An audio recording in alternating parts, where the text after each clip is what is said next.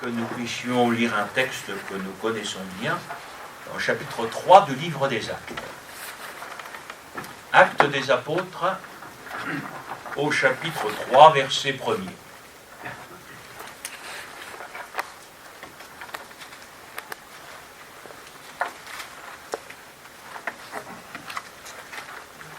Pierre et Jean montaient ensemble au temple à l'heure de la prière. Quelle bonne idée! C'était la 9e heure. Il y avait un homme boiteux de naissance qu'on portait et qu'on plaçait tous les jours à la porte du temple appelé la Belle, pour qu'il demande l'aumône à ceux qui entraient dans le temple. Cet homme, voyant Pierre et Jean qui allaient y entrer, leur demanda l'aumône. Pierre, de même que Jean, fixa les yeux sur lui et dit « Regarde-nous ». Et il le regardait attentivement, s'attendant à recevoir d'eux quelque chose. Alors Pierre lui dit « Je n'ai ni argent ni or, mais ce que j'ai, je te le donne. Au nom de Jésus-Christ de Nazareth, lève-toi et marche. » Et le prenant par la main droite, il le fit lever. Au même instant, ses pieds et ses chevilles devinrent fermes. D'un saut, il fut debout et il se mit à marcher. Il entra avec eux dans le temple, marchant, sautant et louant Dieu. Tout le peuple le vit, marchant et louant Dieu. Il reconnaissait que c'était celui qui était assis à la belle porte du temple pour demander l'aumône, et il fut rempli d'étonnement et de surprise au sujet de ce qui lui était arrivé. Comme il ne quittait pas Pierre et Jean, tout le peuple étonné accourut vers eux, au portique dit de Salomon. Amen. Et j'aimerais ce matin m'arrêter sur cette parole exprimée par Pierre à cet homme. Ce que j'ai, je te le donne. Je ne vais pas vous faire un cours de français. Ben, ça veut dire que Pierre avait quelque chose à donner. Ce que j'ai, je te le donne. Est-ce que nous allons accepter de reconnaître que nous nous plaignons facilement? Mais parfois, à force d'être focalisés sur ce qui nous manque, sur ce que nous n'avons pas et que nous désirons, ne croyez pas que nous finissons par oublier ce que nous avons. Et que parfois, à force de demander au Seigneur, nous oublions tout ce qu'il a déjà fait pour nous. Lorsqu'il prêchait, j'ai toujours entendu dire « Mon papa, nous ne pouvons donner que ce que nous avons reçu. Ce que nous n'avons pas, nous ne pouvons pas le donner. »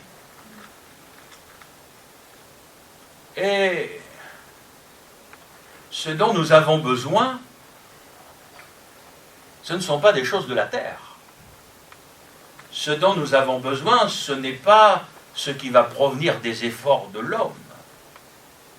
Ce dont nous avons besoin, c'est d'être remplis du Saint-Esprit. Et là, nous allons avoir quelque chose à communiquer, mais nous allons communiquer quelque chose qui vient du ciel. Quelque chose qui vient du Seigneur, quelque chose qui va produire la vie. Pierre pouvait dire « ce que j'ai ». Et ce matin, la question est là, mais qu'avons-nous? Que possédons-nous? Vous doutez bien que je ne fais aucune allusion ici au domaine matériel, mais bien à la question spirituelle. Quand la parole de Dieu nous parle du Saint-Esprit, elle nous dit « Il prendra de ce qui est à Jésus pour nous le communiquer ». Donc, ce que j'ai, ce que nous avons, c'est ce que le Saint-Esprit a mis dans nos cœurs. Et si nous voulons être en bénédiction autour de nous, il n'y a que ce que le Saint-Esprit a mis dans nos cœurs qui pourra être en bénédiction. Frères et sœurs, nous n'avons pas besoin des moyens de la terre. Ce dont nous avons besoin, c'est ce qui vient du Seigneur. Alors, je me suis également arrêté, par exemple, sur Timothée. L'apôtre Paul dira à Timothée, 1 Timothée 6,20, « Garde le dépôt ». Donc, Timothée possédait quelque chose qui lui avait été transmis. Et l'apôtre Paul, et je vous rappelle que les paroles de l'apôtre Paul, ce sont les paroles du Saint-Esprit qui a inspiré. Ce ne sont pas les paroles de Paul, ce sont les paroles du Seigneur. Paul va dire à Timothée, « Ce que tu as reçu de moi, garde le dépôt. » Donc Timothée avait reçu quelque chose. Vous connaissez aussi de Timothée 1,6, où il va lui dire « Je t'exhorte à ranimer le don de Dieu que tu as reçu par l'imposition de mes mains. » Donc Timothée avait reçu du Seigneur certaines choses. Il y avait un dépôt en lui. Lui aussi aurait pu dire « ce que j'ai », parce que Timothée avait reçu. Parenthèse, quand l'apôtre Paul va dire à Timothée « Ce que tu as reçu de moi, confie-le à des hommes fidèles », ça nous rappelle que le message n'a pas changé. Il se transmet avec la parole de Dieu de génération en génération. Il n'a pas besoin d'être adapté à telle ou à telle génération. Vous savez, frères et sœurs, j'ai été pasteur à Cherbourg pendant 10 ans et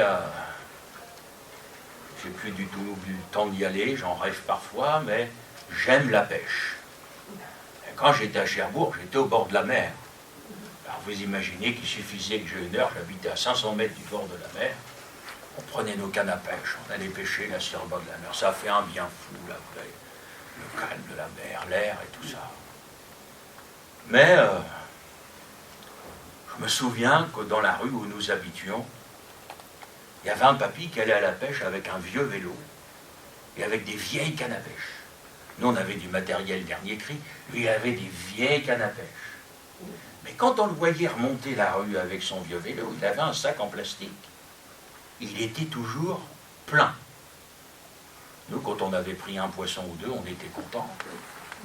Mais lui, il n'avait pas du matériel dernier cri, voyez-vous. Et ma réflexion, elle est simple, et vous savez, les temps peuvent passer, on va toujours à la pêche de la même façon. Il faut une canne, un fil et un hameçon. Alors, bien sûr, la canne de mon grand-père, elle était en bambou, aujourd'hui elle va être en fibre de carbone, mais parfois le grand-père, avec sa canne en bambou, il va prendre plus de poissons qu'avec du matériel très sophistiqué. Avec l'évangile, c'est pareil.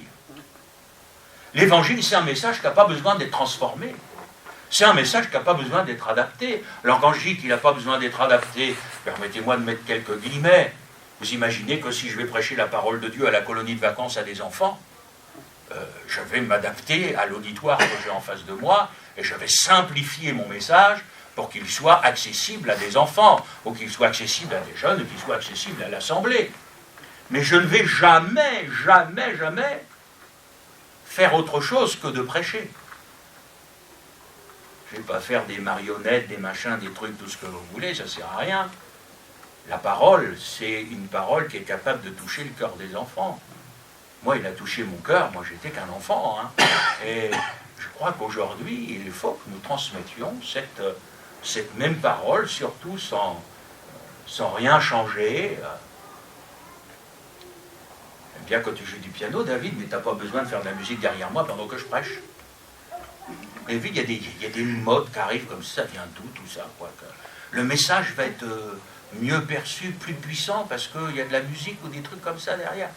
Mais frères et sœurs, j'ai envie de dire, mais qu'est-ce qu'on ne va pas chercher aujourd'hui? Jésus voulait être simple. Il voulait que les gens le comprennent. Il était direct. Au point que même certains, des fois, ont râlé quand il a prêché. Ils ont dit, oh là là là, ce message, tu peux l'écouter, c'est trop dur, quoi, etc. Et ils sont partis. Timothée avait quelque chose à communiquer, il avait un dépôt. Et puis, mes chers frères et sœurs, que dire de la personne de Jésus? Si quelqu'un a soif, qu'il vienne à moi et qu'il boive. Jean 7, 37, on connaît ces textes de la parole de Dieu. Pourquoi? Parce que le Seigneur Jésus avait quelque chose à donner. Il avait quelque chose à communiquer. Il est la source. Et celui ou celle qui s'approche de Jésus, c'est un homme, une femme qui va être désaltéré, qui va être rassasié, qui va recevoir dans son âme ce dont il a besoin, et ce sans artifice. Jésus, qui désaltère mon âme, parce qu'il a de quoi me désaltérer. Mais s'il est une source, il fait également de moi une source pour qu'à mon tour, j'ai quelque chose à donner. J'ai quelque chose à apporter. C'est ce que le Seigneur disait à Abraham. Tu deviendras une source de bénédiction. Et mon frère, ma soeur, ce que je réalise aujourd'hui, c'est qu'il y a parfois un état d'esprit qu'on trouve dans le monde et qui infiltre l'Église, c'est la bénédiction, mais pour moi. C'est Dieu pour moi, c'est mes besoins, c'est ma vie, j'ai besoin d'être béni. Mais nous ne devons jamais oublier que quand le Seigneur nous bénit, c'est pour qu'à notre tour nous soyons en bénédiction. Quand le Seigneur nous donne, c'est pour que nous devenions une source de bénédiction pour ceux qui sont à nos côtés, pour ceux que nous rencontrons. Frères et sœurs, être un instrument de bénédiction là où le Seigneur m'a placé. Pour les miens, pour mon entourage, même sur mon lieu de travail. C'est pas facile d'être chrétien sur le lieu de travail. Mais on a un témoignage à donner en tant que chrétien sur notre lieu de travail. Il y a des choses que je n'avais au départ pas perçues. Je me souviens d'une réunion de travail quand j'étais à la banque. Puis à un moment, je ne sais plus ce que je dis, j'avais un collègue de travail qui n'était pas d'accord avec moi. Le patron commence à dire, si c'est Eusé qui le dit, c'est vrai. Wow. D'habitude, le patron n'était pas facile, hein, voyez-vous. Mais là, ça lui a sorti comme ça. Comme quoi, voyez-vous, derrière, on a un témoignage. C'était peut-être un patron qui n'était pas facile, était exigeant et tout ça. Mais derrière, il savait que j'étais quelqu'un qui ne mentait pas. Hein, qu'il était capable de dire devant tout le monde, ah, si c'est Eusé qui le dit, il faut être sûr que c'est vrai. Donc, là où on est, on a un témoignage à rendre. Et pas forcément parler. Moi, aujourd'hui, je suis pleinement convaincu que pendant des années, on a dit, il faut parler, il faut parler, il faut parler. Moi, je crois que le plus beau des témoignages, c'est notre vie. Les gens nous regardent. Nos voisins nous regardent. Vous savez, quand on parle le dimanche matin, ne vous inquiétez pas, ils savent où on va. Donc vous n'avez pas besoin de le dire. Mais c'est un témoignage. Ils vont dire, ah, tous les dimanches, alors si c'est des inconvertis, ils sont capables de dire, vous allez à la messe. Mais c'est pas grave. ils savent. J'ai envie de vous dire, si un jour vous n'y allez pas, ils le savent aussi, ils vont le remarquer, ils vont dire, tiens, aujourd'hui, elle n'est pas partie. Et ça, frères et sœurs, c'est le témoignage du chrétien. Pas forcément des grandes paroles, etc. Ah non, moi je crois que le plus beau des témoignages, c'est d'être comme Jésus, ici-bas, là, dans notre vie quotidienne. Et on va être comme des lumières au milieu des ténèbres. Les gens vont dire, mais celui-là, celle-là, c'est pas possible, il a quelque chose de différent. Et il est là le témoignage. Alors, frères et sœurs, va falloir partager ce qu'on a. Il ne faut pas seulement le garder pour nous. Pierre disait ceci dans sa première lettre au chapitre 4 au verset 10, comme de bons dispensateurs des diverses grâces de Dieu, que chacun de vous mette au service des autres le don qu'il a reçu. Si quelqu'un parle, que ce soit comme annonçant les oracles de Dieu, si quelqu'un remplit un ministère, qu'il le remplisse selon la force que Dieu communique, afin qu'en toute chose, Dieu soit glorifié par Jésus-Christ, à qui appartiennent la gloire, la puissance, au siècle des siècles. Amen. Donc nous sommes appelés à être des dispensateurs des différentes grâces de Dieu. Nous sommes appelés à bénir.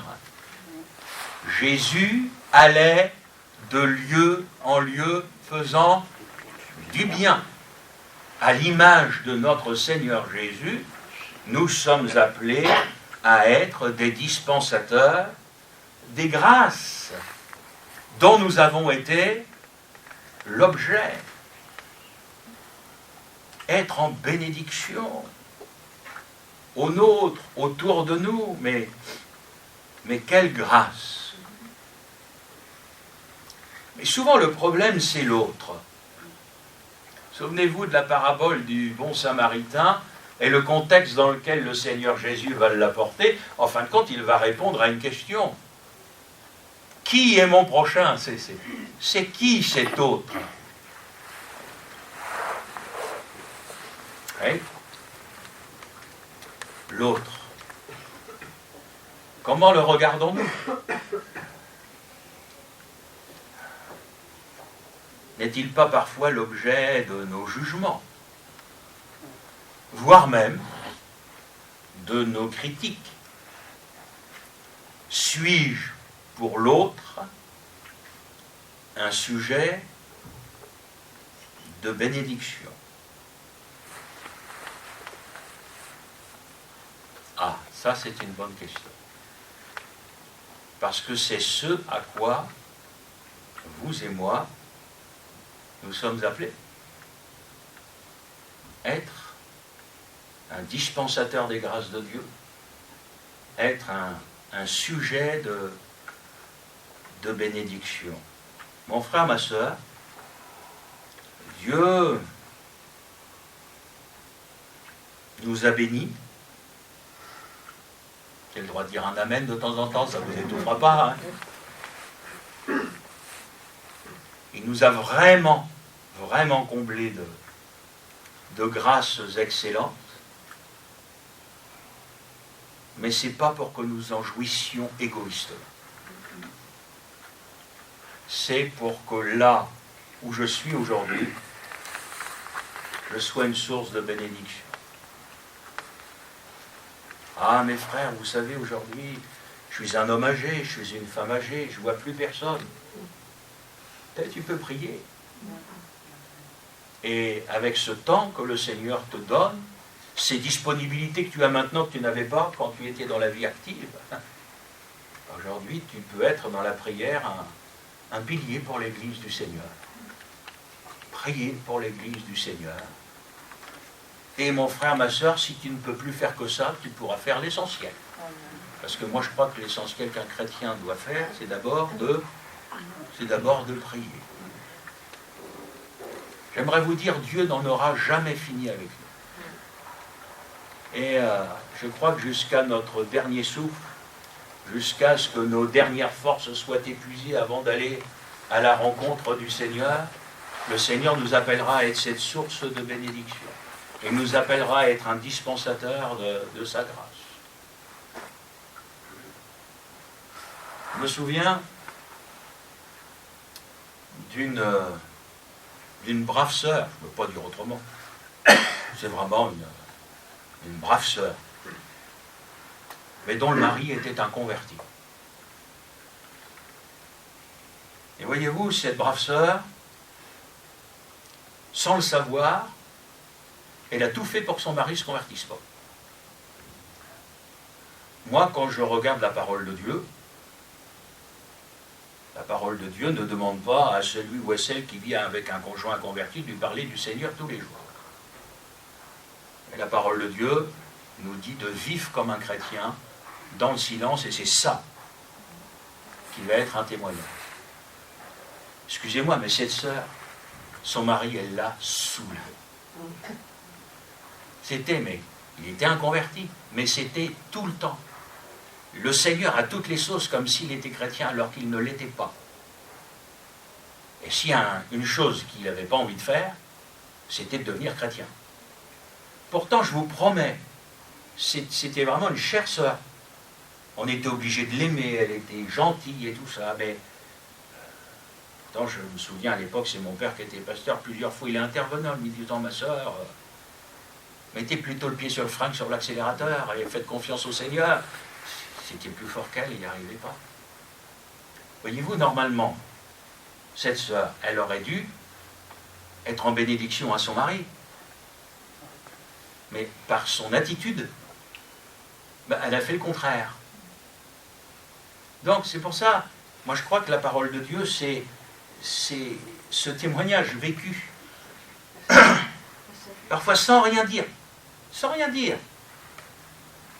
Mais si on vit comme Jésus a vécu, nous sommes un témoignage, nous sommes une parole, quoi, je veux dire, voilà, le Seigneur le dit, on est des flambeaux, quoi, je veux dire, on est le sel de la terre, etc. Et les gens, eh bien, les gens vont avoir ce témoignage-là. Vous savez, frères et sœurs, il faut que le Seigneur nous fasse grâce.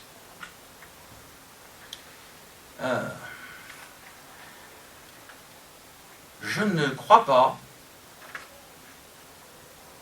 parce qu'il faut faire attention à tout ce qui est dit, je ne crois pas que, quels qu'aient été les temps, l'évangélisation ait été facile un jour. On est en train de dire, on est dans la fin des temps, c'est plus dur que jamais, etc. J'ai envie de vous dire, il y a quelqu'un qui a été mis dans une arène pour être mangé par des lions parmi nous. On est d'accord ? Donc, ce qui fait que l'Église a connu des temps que nous n'avons jamais connus. Hein. Vous avez des endroits où l'Église est persécutée, je ne vous souhaite pas de connaître ce que les chrétiens connaissent. Bien que je dois vous confesser que quand je revenais de voyage, je l'ai dit, hein, j'ai dit que peut-être parfois, s'il y avait un petit peu de persécution en France, ça rapprocherait les chrétiens du Seigneur. Parce que j'ai jamais rencontré une Église aussi vivante que l'Église persécutée. Ça, il faut le dire aussi. Mais mes chers frères et sœurs, que faisons-nous de ce que le Seigneur nous a confié? La question, elle est là. Le Seigneur me bénit, mais gloire à Dieu. Que fais-tu de cette bénédiction? Est-ce que tu tires la couverture à toi, puis tu gardes ça bien au chaud pour toi? Ou est-ce qu'il y a encore, comme ça a été le cas là dans l'évangile de Jean, pour Pierre et Jean, ils montent au temple, et Pierre va dire, ce que j'ai. Ça veut dire ce que j'ai reçu du Seigneur. Parce que Pierre n'avait pas en lui la capacité de guérir quelqu'un ou de délivrer quelqu'un de son infirmité. Je vous rappelle encore aujourd'hui que ce ne sont pas les hommes qui guérissent, c'est le Seigneur. Et Pierre n'avait pas en lui cette capacité. C'est par l'intermédiaire de Pierre que le Seigneur va guérir cet homme. D'ailleurs, il va lui dire. Souvenez-vous aussi l'aveugle de naissance qui a été guéri, etc. Toujours ça, c'est le Seigneur Jésus qui manifeste l'œuvre. Mais Pierre, je ne sais pas s'il a mis les mains dans ses poches, disant, mon pauvre gars, j'ai pas de sous. Je ne suis pas plus riche que toi. Pourquoi? Ils ont tout quitté. C'est ce même Pierre qui a dit au Seigneur Jésus, nous avons tout quitté pour te suivre. Seigneur, j'ai plus de sous, j'ai plus mon entreprise qui finançait tout derrière, etc. Là, on vit par la foi. Mais c'est pas parce qu'on vit par la foi qu'on n'a rien. J'ai peut-être pas d'argent, mais j'ai quelque chose qui vaut plus que de l'argent. J'ai quelque chose à partager avec toi qui peut changer ta vie, qui peut la bouleverser. Et Pierre va partager. Et je vois cet homme assis dans la poussière, faisant l'aumône. Je le vois debout, louant Dieu, ayant retrouvé de la force dans ses jambes, dans ses chevilles. Le voilà reparti dans la vie. Frères et sœurs, croyez-vous pas qu'il y en a un symbole de l'Évangile? Vous étiez morts dans vos péchés. Vous étiez là en train de patauger dans la misère, dans la boue. Et puis aujourd'hui, te voilà debout. Te voilà propre. Te voilà soigné. Te voilà changé. Qu'est-ce qui s'est passé entre les deux? Une œuvre du Seigneur Jésus. C'est ce qui s'est passé pour nous. Et c'est, je crois, j'en suis convaincu, ce que le Seigneur désire faire encore aujourd'hui. Mais mon frère, ma soeur, ça ne va pas se faire tout seul. Le Seigneur nous a choisis pour que nous soyons des ouvriers avec lui. Il nous a bénis pour que nous soyons des sources de bénédiction. Et même si dans notre époque, c'est quelque chose qui n'est pas facile, même, vous le savez bien, si aujourd'hui la majorité des églises a arrêté de faire des réunions d'évangélisation, moi, je suis désolé, pour moi, l'évangélisation, ce n'est pas la mission de l'Église, c'est une des missions de l'Église. Quand Jésus va parler à ses disciples, là aussi, permettez-moi de remettre quelques pendules à l'heure, quand il a dit, allez par toutes les nations, il n'a pas dit, faites de toutes les nations des sauvés. Il a dit, faites de toutes les nations des disciples. Et à la fin, il va dire, enseignez-leur à observer tout ce que j'ai prescrit. Donc c'est pas que le salut, c'est l'enseignement. Donc, voilà, frères et sœurs, la vie de l'Église, moi je vais pas vous dire que je suis scandalisé, mais si, c'est ça. On supprime l'étude biblique, on supprime l'évangélisation, on supprime des lieux de réunion et tout. Mais je dis, mais quelle est la vision de ces serviteurs?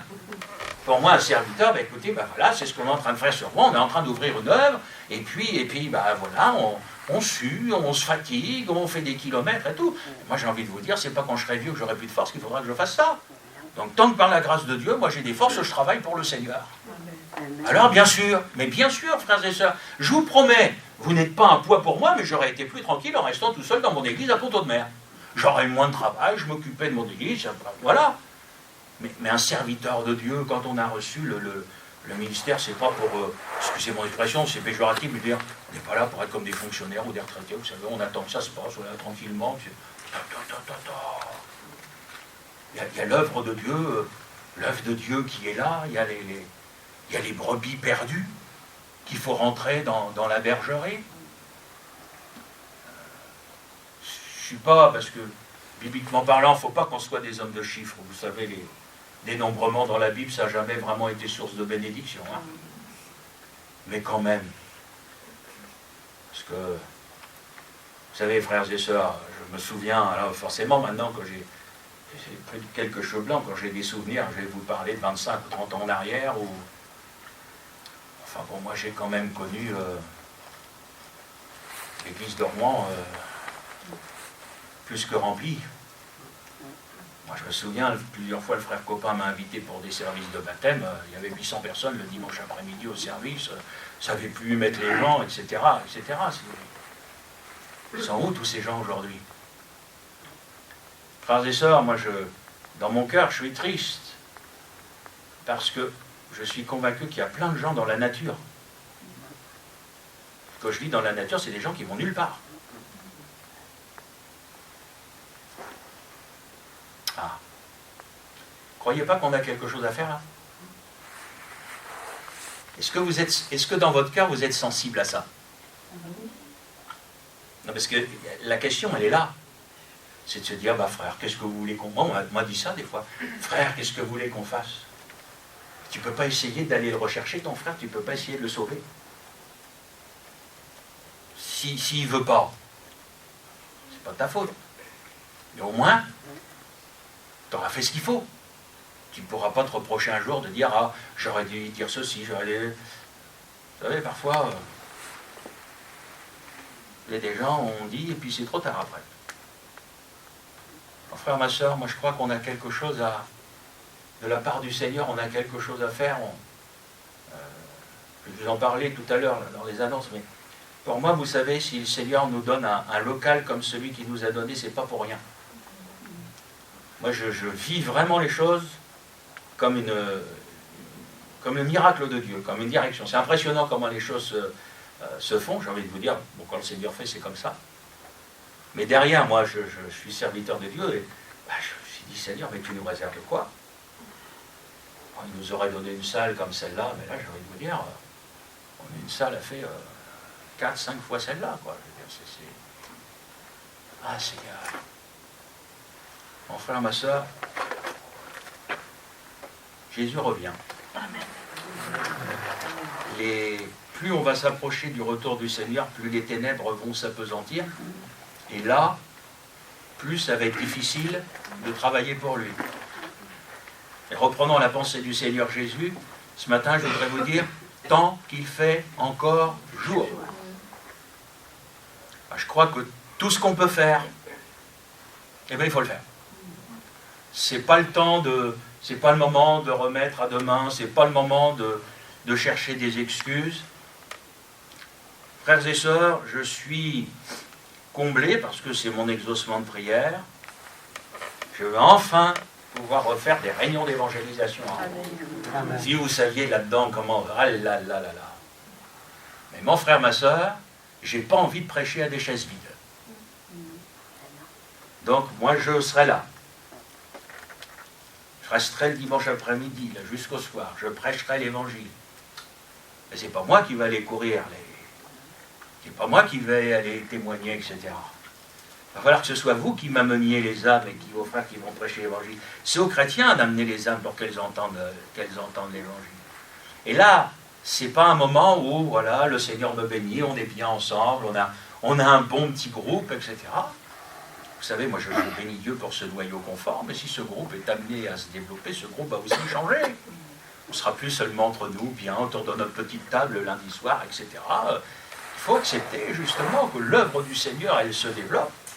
Mais mon frère, ma soeur, elle va se développer à travers nous. C'est nous qui sommes les témoins du Seigneur, et il va falloir que chacun de nous, nous entrions dans ce qui est arrivé à Pierre. Ce que j'ai, je te le donne. Ce que j'ai reçu, il va falloir que je le communique. Alors oui, mais ça a toujours été. Vous avez des gens qui ne veulent pas entendre parler du Seigneur. Mais j'aimerais vous dire, ne vous focalisez pas sur les gens qui ne veulent pas entendre. Il y a des gens qui veulent entendre. Il y a des gens qui cherchent. Moi, j'ai eu de nombreuses expériences comme ça. Par exemple, dans l'église de Pont-Audemer, nous avons eu un très jeune couple. Vraiment très jeune, ils étaient étudiants. Ils ont poussé un dimanche matin la porte de l'église de Pont-Audemer parce qu'ils cherchaient Dieu. Ils vivaient en concubinage. Alors je les ai laissés écouter l'évangile et tout, et un jour je les ai eu en entretien. Je leur ai dit, écoutez, il faut que vous vous mariez. Hein. Vous voulez être baptisés, tout ça, mais moi je ne baptise pas les gens en concubinage. Je vous préviens. Hein. Les autres le font, moi je ne le fais pas. Hein. Donc, je leur ai dit, et ils me disent, Gilles, on ne peut pas se marier. Nos parents ne vont pas vouloir. C'est vrai, ils étaient jeunes, ils avaient 20, 21 ans. Nos parents ne vont jamais vouloir ça. Je dis, vous n'avez plus qu'une solution. Vous arrêtez de vivre ensemble. Vous séparez. Je dis, toi tu rentres chez tes parents, puis toi tu rentres chez les tiens. En attendant de vous marier. Et c'est ce qu'ils ont fait. jusqu'à ce qu'ils soient baptisés, qu'après on les a mariés.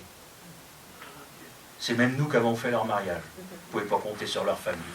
Alors on s'est arrangé. Moi j'ai loué la petite salle des fêtes, là, la petite commune où j'habite, et puis avec des frères et tout, on a fait un buffet. Enfin voilà, j'ai pas été que le pasteur, j'ai été aussi un papa. Les parents étaient là, mais c'était juste une présence, si vous voulez. Ah, je dis, béni soit Dieu. Là, on a encore des jeunes à Pont-de-Mer qui viennent. Ils ont poussé la porte de l'église. Il y a un gars qui est là, il est là tous les dimanches après-midi, il commence à venir en réunion de semaine. Alors, il emmène sa copine, il emmène sa soeur, il emmène son copain. Enfin, je veux dire, moi, je bénis Dieu. Mon frère, ma soeur, moi, je rêve de ça aujourd'hui sur moi. Voilà. Parce qu'il faut que notre groupe il se développe et tout ça. Mais mon frère, ma soeur, il va falloir retrousser les manches. Hein. Et là, il va falloir rentrer dans ce modèle biblique. On a là une image, j'aurais pu en choisir d'autres, mais de Pierre, qui dit, ben, ce que j'ai, je vais le partager avec toi. Qu'est-ce qu'il partage? Il partage Jésus, la puissance du Seigneur, qui va relever cet homme, qui va le guérir. Alors, mes chers frères et sœurs, je termine. Jésus va dire à ses disciples, vous avez reçu.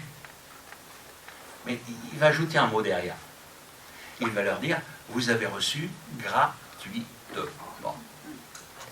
Donné gratuitement. Paul dira aux Corinthiens, qu'as-tu que tu n'aies reçu? Et si tu l'as reçu, pourquoi t'en glorifies-tu? N'avons pas à tirer d'orgueil du fait que nous soyons des chrétiens expérimentés, parce que là, ça fait 45 ans que j'ai été baptisé. On n'a pas d'orgueil à retirer des expériences qu'on a fait avec le Seigneur pour écraser les nôtres par notre supériorité, notre sainteté, notre connaissance que les autres n'ont pas. Pourquoi te glorifier? On n'a pas à se glorifier de ce que le Seigneur nous a donné. Et la gloire, elle lui revient à lui. Nous, frères et sœurs, nous sommes juste des ouvriers, des intermédiaires. Et celui qui fait l'œuvre, c'est le Seigneur. Et là encore, voyez-vous, dans cette œuvre, c'est le Seigneur qui doit être glorifié. Parce que quand le Seigneur fait une œuvre, il y a un danger là. Hein.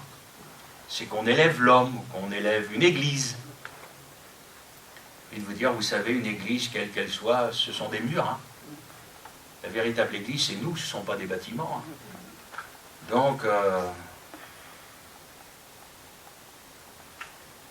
quand l'œuvre de Dieu se manifeste, vous avez remarqué, le peuple est venu, la Bible nous dit, il ne quittait plus Pierre et Jean.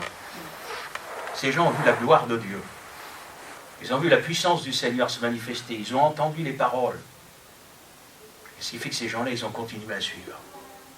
Moi, ça me fait rêver. Pas vous? Hein? À dire, Seigneur, voilà ce que l'on veut vivre. Mais Seigneur, garde-nous. Vous savez, frères et sœurs, et c'est spirituel hein, ce que je vous dis, on a vraiment un piège.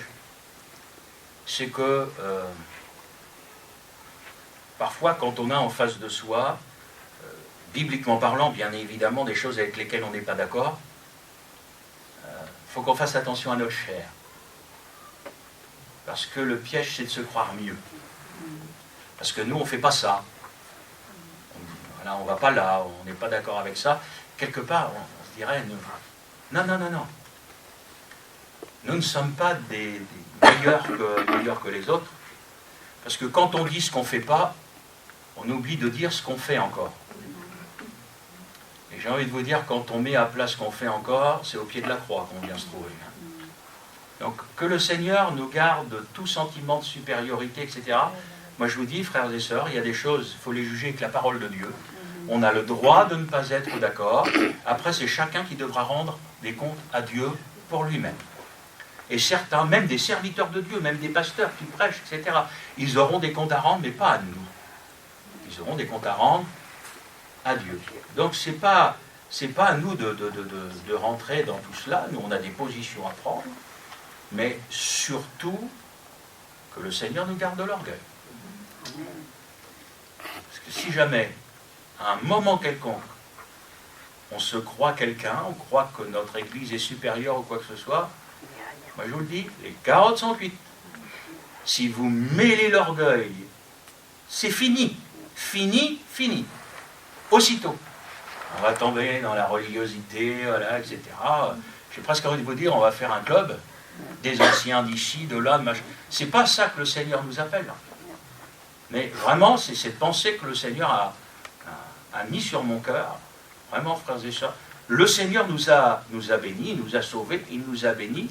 Nous avons reçu quelque chose. Ce qu'on a reçu, justement, moi, je n'ai pas honte de le dire, ce qu'on a reçu de nos anciens. Ça a été transmis comme ça, il faut le garder. Mais à notre tour, il faut le communiquer. À notre tour, il faut le communiquer.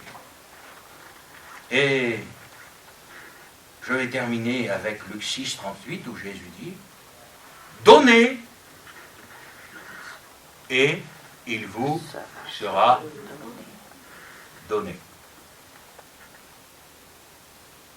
On vous mesurera avec la mesure dont vous vous serez servi. Donnez, et il vous sera donné. Rassurez-vous, je ne suis pas du tout dans l'évangile de la prospérité. Mais vous avez quand même un principe biblique qui est là. Il y a, vous savez, quand on donne comme dans l'esprit dans lequel le Seigneur désire qu'on donne, il y a toujours une bénédiction derrière. Je le disais encore aux chrétiens de Pont-de-Mer vendredi dernier. J'ai souvenir d'une parole, forcément c'était un vieux serviteur, j'ai grandi avec eux, c'était Édouard Kowalski, qui était investi dans la mission Faut voir comme. Et ce frère disait ceci: une église qui s'investit dans la mission ne s'appauvrira jamais. Moi je le crois. Moi je crois, frères et sœurs, vous ne m'entendrez jamais faire des appels à l'argent, etc. Voilà. S'il y a des besoins dans l'œuvre de Dieu, j'ai envie de dire, c'est aux chrétiens normalement de pouvoir, n'est-ce pas? Voilà, c'est ce que le Seigneur met sur notre cœur. C'est pas la peine de mettre des pressions, des machins, etc. Là, on sort du spirituel. Hein. On rentre dans ce que d'autres font, la communication, les appels à l'argent, tout. Moi, je suis pas de ce genre-là. Je fais confiance à Dieu. Mais en même temps, frères et sœurs, il y a quelque chose de spirituel derrière ça. Quand on a à cœur l'œuvre de Dieu, quand ce qu'on a, on le partage, on ne s'appauvrit pas. Mais on partage pour le bien l'œuvre de Dieu. Alors que le Seigneur vous bénisse, vous voulez bien qu'il me bénisse aussi.